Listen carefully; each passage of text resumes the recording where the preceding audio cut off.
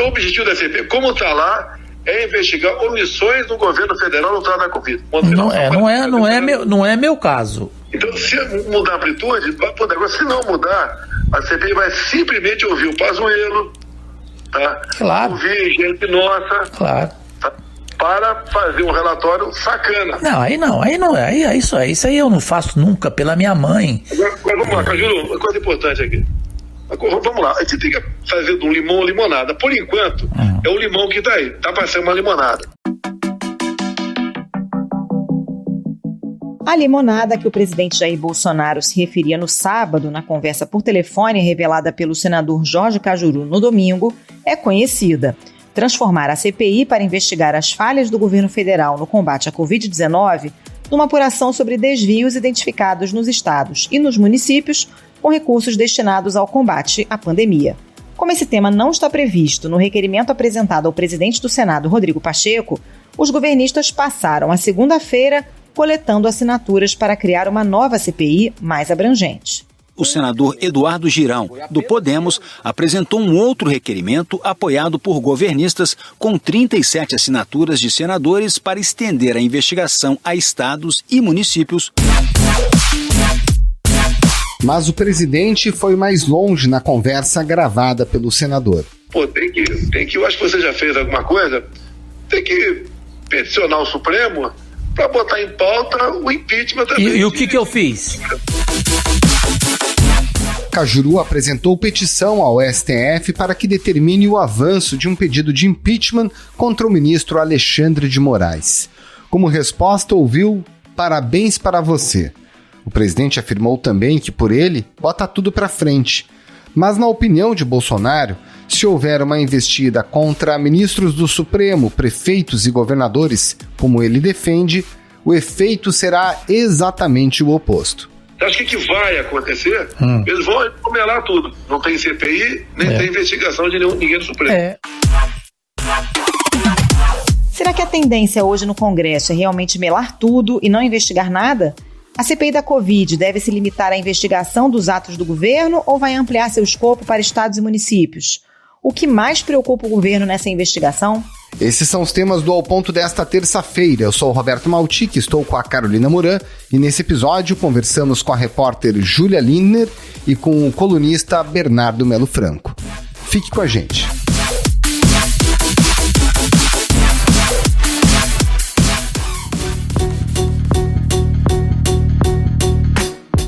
Júlia Lindner, a gente está falando aqui na noite de segunda-feira, tem muita coisa para acontecer, mas qual é o destino mais provável dessa CPI da Covid? A gente caminha para uma comissão restrita ao governo federal ou uma comissão que trate também de estados e municípios ou nenhuma comissão? Então, as coisas estão bem certas, inclusive tem várias pesquisas sobre isso para ver o que é viável, o que é permitido até pelo regimento do Senado.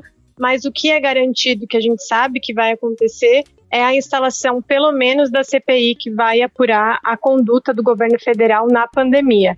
Essa CPI ela já foi apresentada, já tem as assinaturas necessárias, e é a CPI que o Supremo determinou que seja instalada no Senado Federal. A partir daí, o que a gente tem que ver agora são os movimentos, ou para pensar essa CPI, essa análise de estados e municípios, ou até a criação, a instalação de outras CPIs, que possam ocorrer paralelamente. O que acontece é que existe uma restrição pelo regimento do Senado que impede que a comissão parlamentar se debruce sobre matérias pertinentes aos estados. Então, o presidente da casa, Rodrigo Pacheco, vai fazer uma consulta formal e só então ele vai saber se existe essa possibilidade de fato. O que alguns senadores argumentam é que como existe, por exemplo, a apresentação de uma CPI, de uma comissão mista também, para apurar o uso de recursos federais pelos estados e municípios, então poderia sim haver uma investigação sobre isso e até atender uma demanda que é do presidente Jair Bolsonaro, de que essa investigação não fique só sobre a gestão dele, e sim também de prefeitos e governadores. Júlio, o que a gente já sabe sobre a composição dessa CPI? Até o final de semana, o que a gente sabia é que o senador Renan Calheiros, do MDB, estava cotado para presidir essa comissão. A gente já consegue identificar qual vai ser o peso do governo e da oposição na composição dos integrantes da CPI? Ainda não está muito certo quem deve presidir, quem deve ser o relator da comissão. Isso deve avançar bastante ao longo da semana, mas o que é certo é que o Renan Calheiros deve sim ser um dos integrantes da comissão pelo MDB, que é o principal, né, o maior partido da casa, e também que a oposição deve ter uma composição, uma representação forte nessa CPI.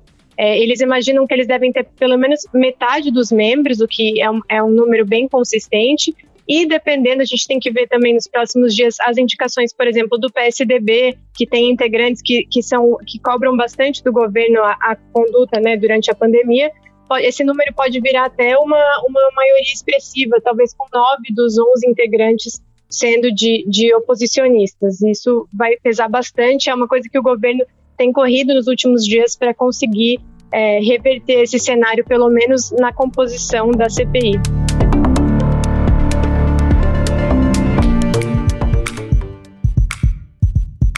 Agora, Júlia, a gente tem uma situação curiosa do presidente do Senado, Rodrigo Pacheco, né? Porque o senador Eduardo Girão, ligado ao governo, já conquistou as assinaturas necessárias para essa outra CPI, que tem um escopo maior, que incluiria essas irregularidades com recursos federais em estados e municípios.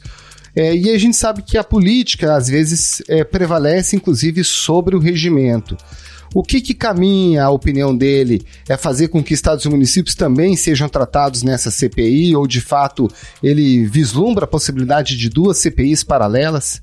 O Pacheco ficou numa situação muito difícil, primeiro pela própria condução em relação à CPI. Muitos senadores aconselhavam ele a instalar essa primeira CPI, que era só sobre o governo federal, e ele resistiu e acabou ficando nessa saia justa com o Supremo, que agora força ele a instalar. O ministro do Supremo Tribunal Federal, Luiz Roberto Barroso, determinou a instalação da CPI da Covid, pedida por mais de 1/3 dos senadores. E aí o que ele tem feito agora é primeiro se debruçar sobre essa primeira CPI e aguardar para ver se vai ter viabilidade em relação a estados e municípios. Se ele tiver esse aval de que é possível, ele tende a aceitar se tiver essa maioria, como houve no caso da primeira CPI, e aí ele vai deixar o processo correr agora em relação a todos, né, a esse escopo maior. Agora, como é que ficou o clima na casa diante da fala do presidente Jair Bolsonaro atacando o senador Randolfo Rodrigues? Porque, para além dessa divisão entre governo e oposição, houve um ataque ali a um senador da República, o presidente, inclusive, ameaçando de agressão, usando palavrões e tal. Não, mas se você não participa, da canalhada lá do Randolfo Rodrigues vai participar e vai começar a encher o saco. Daí, vou ter que ser na porrada com um bosta desse. Como é que isso repercutiu? Tem muita gente que acha que inclusive eu ouvi isso de alguns senadores, que a crise toda às vezes parece ser ruim para o presidente, ou mesmo a iminência, né, da instalação da CPI, mas que na verdade tudo isso acaba contribuindo para o discurso dele, para a base eleitoral, que é de crítica, né, a parlamentares, a governadores, ao Supremo. Então todo esse cenário agora, de certa forma, favorece ele para esse embate que ele costuma travar e que ele tinha até dado uma maneirada, digamos assim. Em relação ao Randolfo Rodrigues, eles já são adversários políticos, então não causa tanto estranhamento, ainda mais pelo perfil do presidente, mas o que acontece também é que o Randolfo estava tentando se cacifar para ser talvez o relator na comissão, ou talvez até o presidente, já que ele que coletou as assinaturas, e isso acaba reduzindo bastante as chances dele, porque não é a intenção do Rodrigo Pacheco colocar um adversário muito forte do presidente, ou não um oposicionista mais evidente, ele quer tentar alguém mais ponderado. Então, nesse sentido, afeta, mas politicamente, acho que esse embate talvez não foi o que mais chocou, né? Acho que a questão do Bolsonaro falar contra os ministros do Supremo, defender impeachment de alguns deles, ou até tentar interferir na condução dessa CPI, acabou chocando mais e chamando mais atenção nesse caso.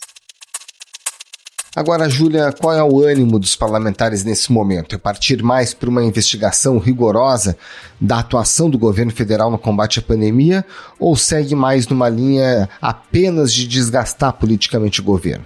Tem muita gente que fala que vai ser mais uma CPI mais política, né? Inclusive é uma crítica que se faz à CPI nesse momento, mas de fato, inclusive também fazem uma crítica ao fato da CPI funcionar presencialmente agora. Mas eu ouvi hoje de um senador, por exemplo, que a CPI nem precisaria ser presencial porque o próprio próprio presidente deu muito material já e já teria muita evidência de práticas, né, que ele cometeu que deveriam ser investigadas. Por exemplo, o fato de ele ter causado aglomeração, não ter usado máscara, a questão do atraso na compra de vacinas, que já tem documentos que indicam isso. Então, na verdade, vai servir no mínimo para eles reforçarem essas falhas do governo ao longo desde o ano passado, ao longo da pandemia, e destacar isso, né? Das intenções da CPI é justamente a questão, por exemplo, em Manaus, que teve um colapso no sistema de saúde. Então, no mínimo, tem essa questão política de evidenciar esses fatos. É difícil saber se a CPI, de fato, vai avançar para algo mais consistente de investigação, mas eles querem muito destacar esses principais pontos, né? Bom, quais são os próximos passos agora, Júlio? O que a gente pode esperar aí para essa terça-feira? Então, agora a gente tem, na verdade, o primeiro passo, que até já deveria ter acontecido com a coleta de assinaturas, mas que não aconteceu, que é a leitura do requerimento de abertura da CPI no plenário, e a partir daí os líderes partidários podem fazer as indicações. Isso vai ser bem decisivo, porque primeiro tem que ver a postura desses partidos, se de fato eles vão indicar, porque já aconteceu muito no passado dos partidos não quererem indicar ou simplesmente se recusarem, e em alguns casos, inclusive, o Supremo teve que entrar para forçar essas indicações, e também como vai ser a composição, a distribuição, se de fato a oposição vai ter um peso maior na CPI, o que vai mostrar um enfraquecimento do governo no Senado, que não tem conseguido, né, tomar frente na condução desses processos, e também como vai funcionar de fato, se o Supremo vai deixar em aberto, por exemplo, a data de funcionamento da CPI, ou se vai querer estabelecer que ela tem que funcionar imediatamente, mas a tendência é que o Supremo deixe de fato isso em aberto, e pode ser que o Pacheco defina que ela só vai funcionar com a retomada dos trabalhos presenciais, e aí isso pode ficar daqui a alguns meses, a gente não tem como prever quando, até pode esfriar mais o assunto, é difícil prever, mas isso também vai ser bem determinante para a CPI. Júlia Lindner, muito obrigada pela participação, bom trabalho para você. Muito obrigado, Júlia, um abraço. Eu que agradeço.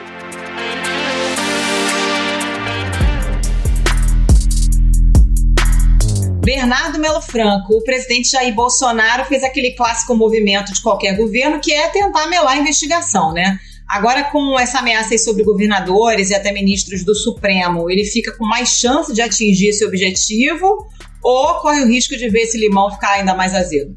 Carol, ele falou que queria transformar o limão na limonada, mas de fato essa limonada pode azedar. O presidente exagerou na dose, como aliás ele costuma fazer, na dose dos ataques tanto ao Supremo Tribunal Federal, que ele personalizou na figura do ministro Barroso, quanto ao Senado. Lembrando que o presidente chegou a ameaçar de agressão física o líder da oposição, o senador Randolfo Rodrigues, que também é o autor do requerimento para a criação da CPI. Essas duas atitudes, elas mostraram claramente que o presidente está com medo do que essa comissão pode vir a investigar, pode vir a descobrir.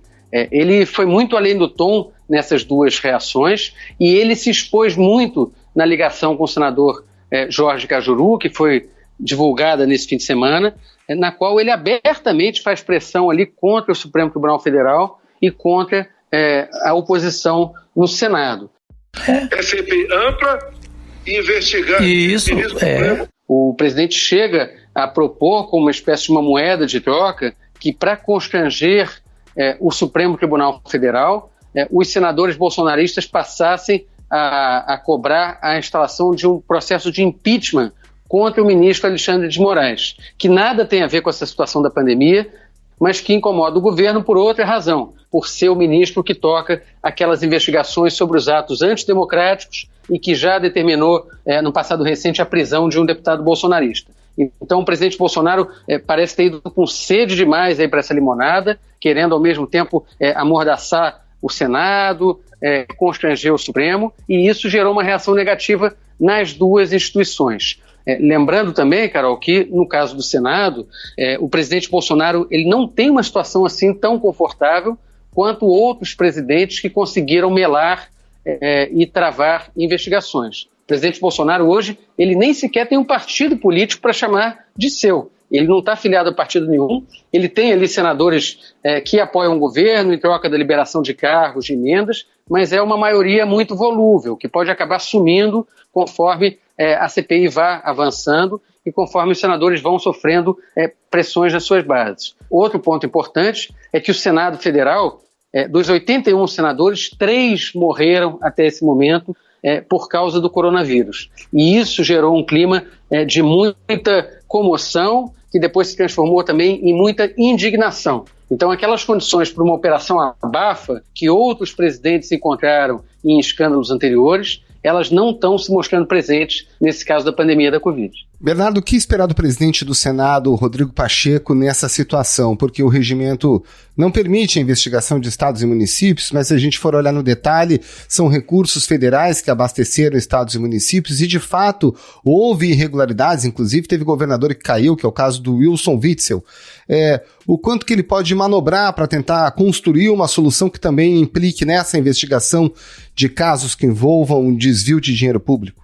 Olha, o jogo está bastante claro. O governo quer ampliar o leque dos fatos a serem investigados para confundir, para jogar ali na confusão, para tumultuar aquilo que seria o foco principal da CPI, que estava no pedido de criação, que era justamente a ação e a omissão do governo federal na crise.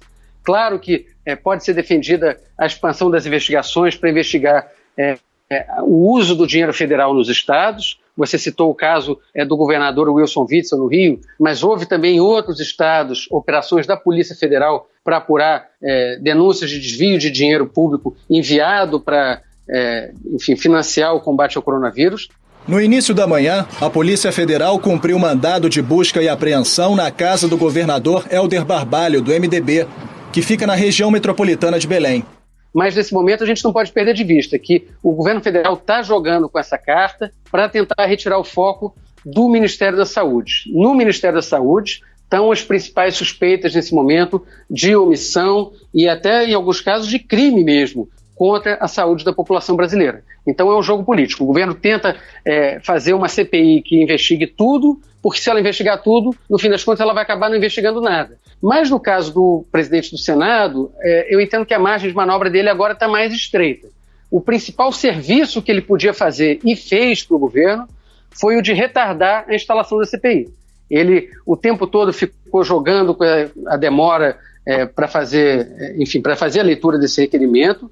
As condições para a criação da CPI já estavam dadas e ele se recusava a criá-la. Só criou quando houve a ordem do Supremo Tribunal Federal. Daqui para frente a gente aguardar a escalação dos integrantes da CPI, o início dos trabalhos, tendo em vista que depois que a CPI começa, fica muito difícil controlá-la. Se ela pegar ritmo, se ela começar a, de fato, fazer descobertas, avançar na investigação, fica muito difícil, tanto para o presidente do Senado, quanto para o próprio governo, de segurar as rédeas, determinar onde é que essa CPI vai parar.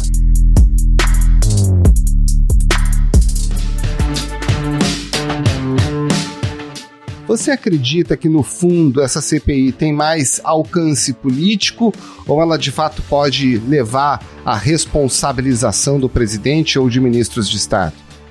Maltic, tem aquele velho chavão, aquele velho clichê de que a CPI, a gente sabe como começa, não sabe como termina. Nos últimos anos, todas as CPIs praticamente terminaram em pizza, terminaram em nada.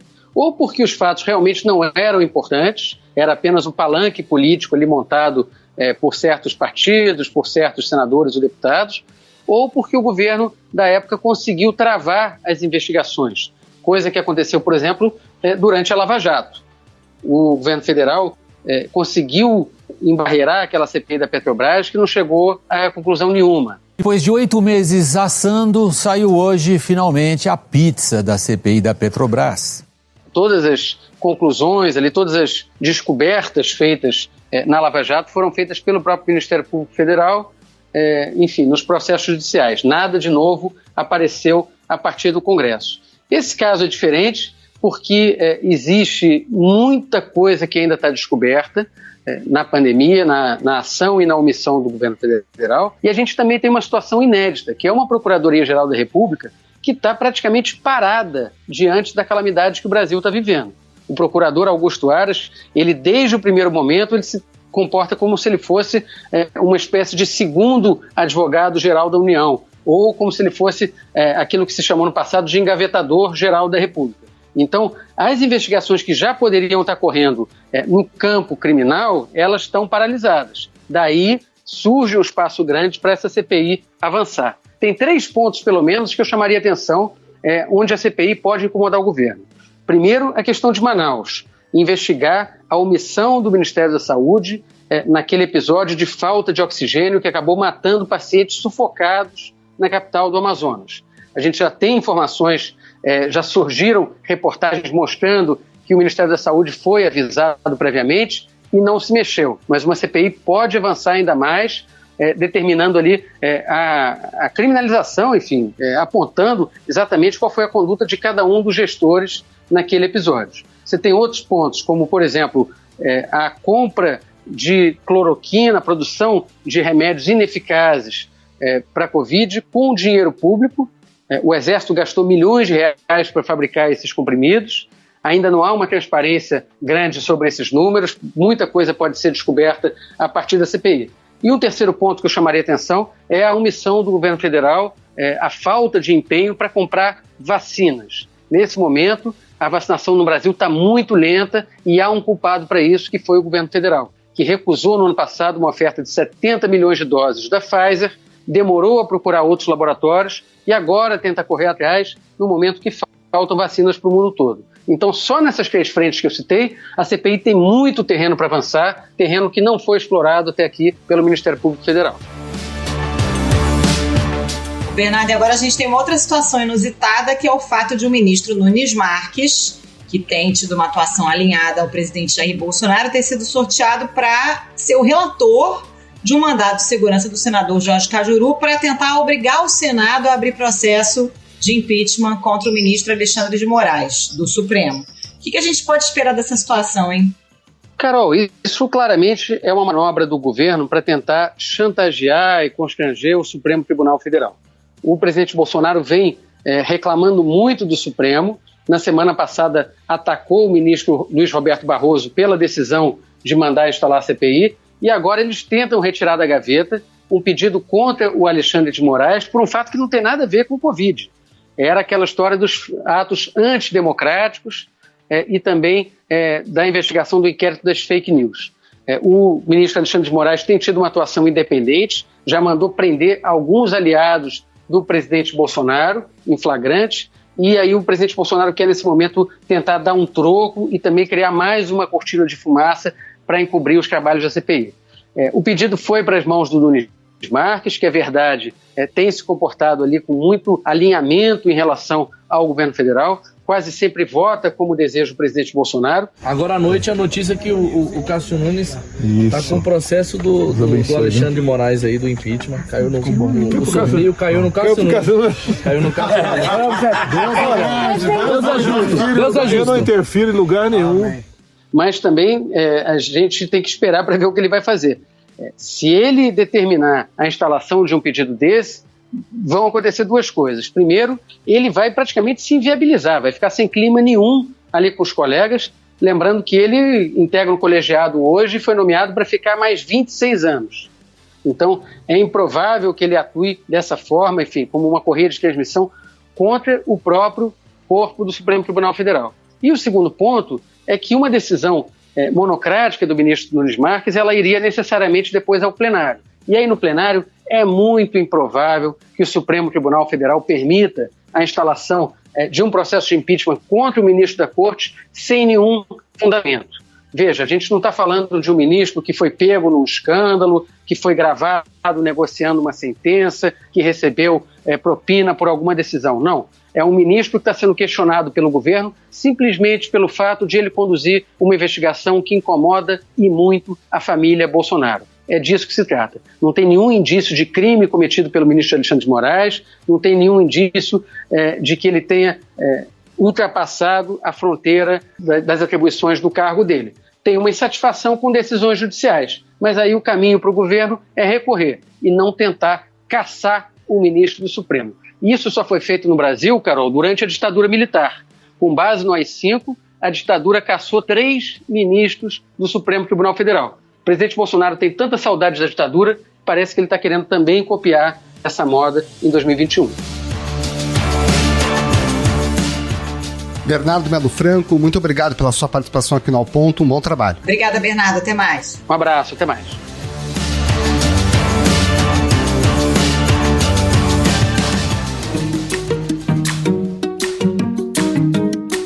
Esse foi o Ponto de hoje, o podcast diário da redação do Globo. Nessa conversa a gente conta com a participação de toda a equipe do jornal, as mesmas pessoas que levam até você informação e análise de qualidade todos os dias. Quer saber mais? Assine o Globo. Acesse assineoglobo.com.br e confira todas as notícias e reportagens especiais. Nesse episódio a gente usou, além dos áudios da TV Globo, áudios das redes sociais do senador Jorge Cajuru, do canal do YouTube Foco do Brasil e também da Band.